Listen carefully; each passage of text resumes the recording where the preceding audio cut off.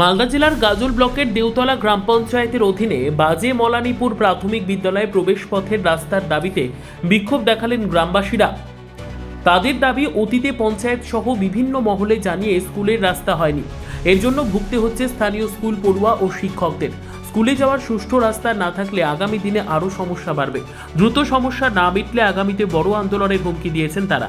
জানা গিয়েছে 1982 সালে ওই বাজে মলানীপুর প্রাথমিক বিদ্যালয়ের প্রতিষ্ঠা হয়। এখন স্কুলে 91 জন ছাত্রছাত্রী রয়েছে, কিন্তু তাদের রোজ স্কুলে আসতে সমস্যা হয়। কেউ জমির আল দিয়ে আসে, কেউ পুকুর পাড়, কেউ আবার বাড়ির উঠোন দিয়ে চলাফেরা করে। শিক্ষকদের একই অবস্থা, এতে ভীত অভিভাবকেরা। বর্ষায় বেশি ভোগান্তি পোহাতে হয় তাদের। কাদায় অনেক ছাত্রছাত্রীরা স্কুল আসতে চায় না। এ নিয়ে অনেকেই ক্ষোভ উগরে দিয়েছেন। যদিও বা গাজল পঞ্চায়েত সমিতির সভাপতি মোজাম্মেল হোসেন বিষয়টি খতিয়ে দেখার আশ্বাস দিয়েছেন।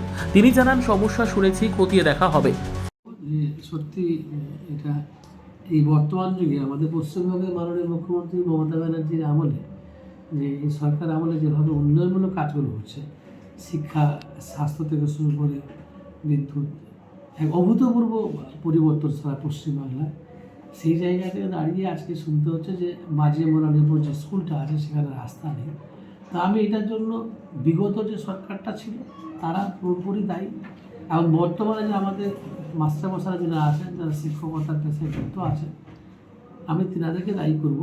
আমার গাজল ব্লকের যে সমস্ত প্রাইমারি স্কুল রয়েছে, আমি নিজে হলফ করে বলতে পারি যে এখানে কিন্তু রাস্তাঘাট থেকে শুরু করে, পানীয় জল থেকে শুরু করে, এডিশনাল ক্লাসরুম থেকে শুরু করে, ডাইনিং রুম থেকে শুরু করে আমরা নিজেরাই কিন্তু দায়িত্ব করে দিয়েছি।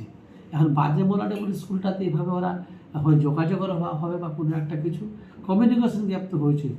কারণ আমার যেটা মনে হয়েছে, ওরা আম গাছের তেঁতুল চাইলে তো আর হবে না, সঠিক জায়গায় ওরা নির্দিষ্ট যোগাযোগ করতে পারেনি বলেই কিন্তু অভাবটা। আমরা তবুও দেখছি আগামী দিনে নিশ্চয়ই এটা সমস্যার সমাধান হবে। আচ্ছা, এই জায়গাটা কোথায় আপনাদের? বাজার মলানীপুর, কোন জিপি? দেওতলা। কি সমস্যা আপনাদের এখানে?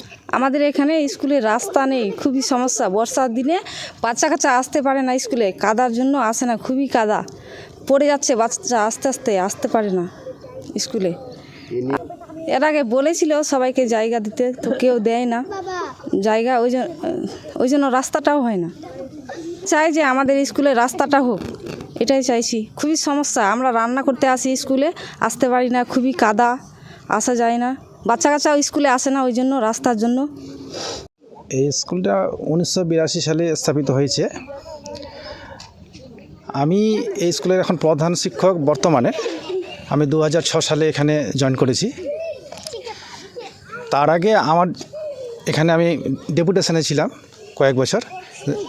তবে আমি যখনই এসেছি তখন থেকে দেখেছি এখানকার রাস্তার সমস্যা।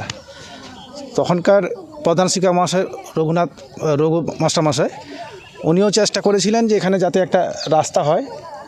স্থানীয় গার্জেনদের সঙ্গে মিটিং করে গ্রাম পঞ্চায়েত প্রধানকে জানিয়েছিলেন। অনেকবারেই আমরা এভাবে মিটিং করেছি, কিন্তু প্রতিবারে রাস্তা হবে এই কথাগুলো বলা হয়, যে চেষ্টা করা হবে রাস্তা হবে, কিন্তু হয় না।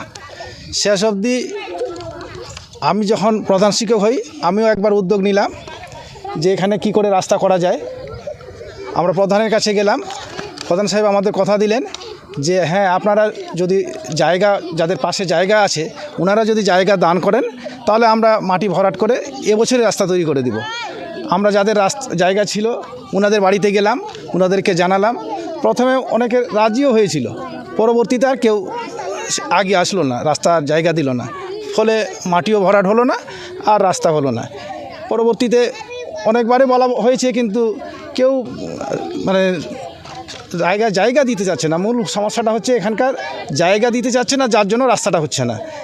ব্যুরো রিপোর্ট, উত্তর বাংলা সংবাদ।